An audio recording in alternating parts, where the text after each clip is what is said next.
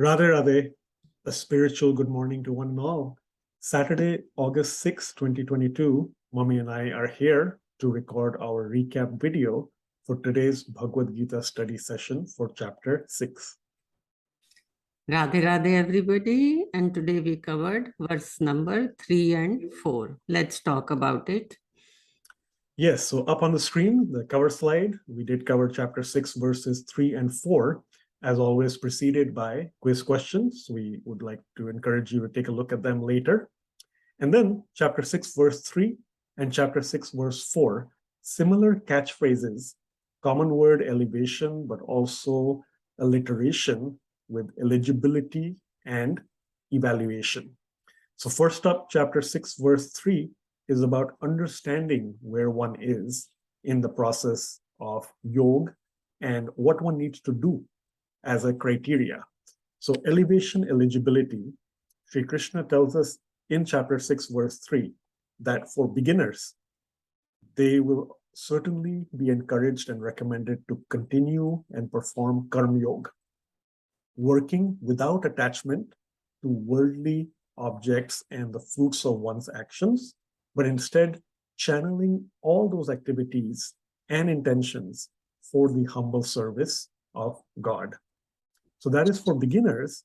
But then the question that could arise, as Sri Krishna preempts, is, does one have to work one whole life or at some stage in a later lifetime?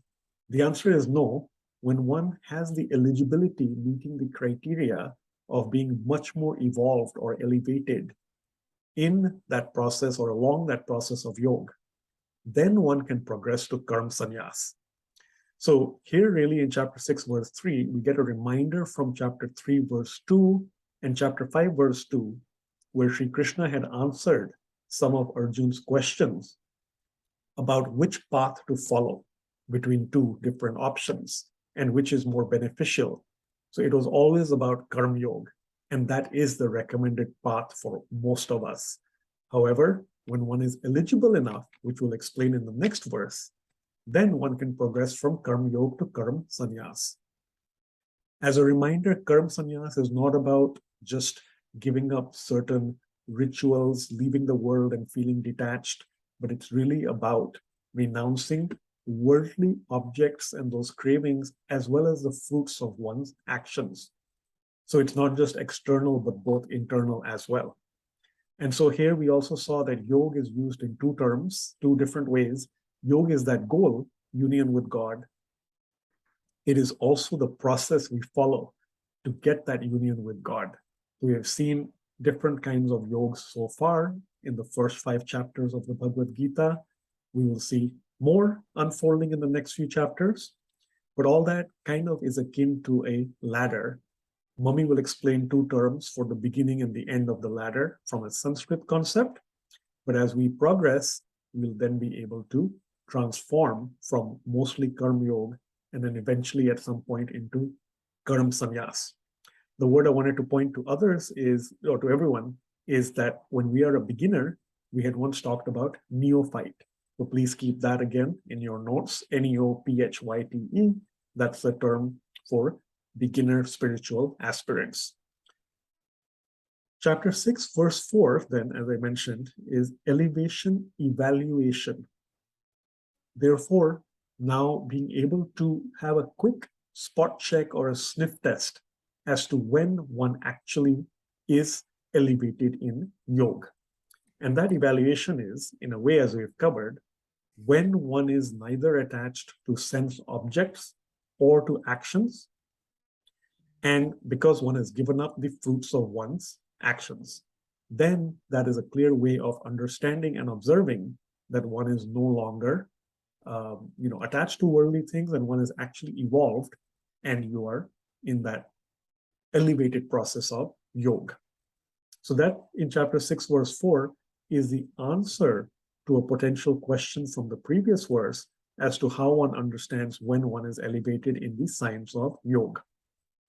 So here we see that it's about absorbing our mind in God. So as you keep doing more and more karma yoga, you do your daily tasks, but your mind is absorbed in God. The mind and the heart apparatus and mechanism get more and more purified. And that gets us more detached from sensual pleasures and even the suggestion being memories of previous enjoyments. When those cravings stop, then one can recognize that one has achieved some level of mastery over the mind and the senses. And that is when you are considered elevated in yoga. Mummy, over to you for some Sanskrit terms and any other commentary you would like to add for these two verses. Can I see the verse also? I would like to recite also. Yes, chapter 6, verse 3. Chapter 6, verse 3. Arurukshormunir karma karanam uchyate yogarudhasya tasyaiva shama karanam uchyate. So there are two very important words in this verse. One is Arurukshoha. Arurukshoha means a beginner.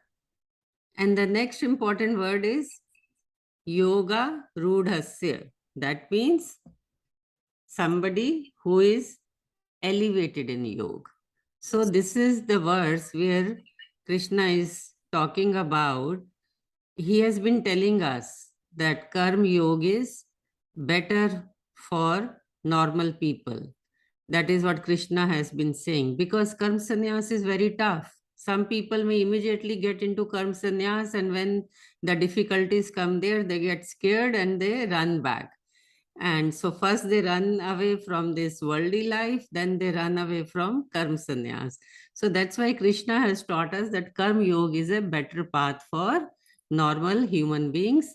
Now, only when you have purified your mind through Karma Yoga, when you have not cared about the fruits of the action, you have put in your 100% effort, and now you have good experience of life whereby you have tried all the other spiritual practices, japa, some tapas, some yoga, some kirtan, some satsang. Through those practices, you have tried to attach your mind to God, and you have put in your best effort, and you have not worried about the fruits of your action.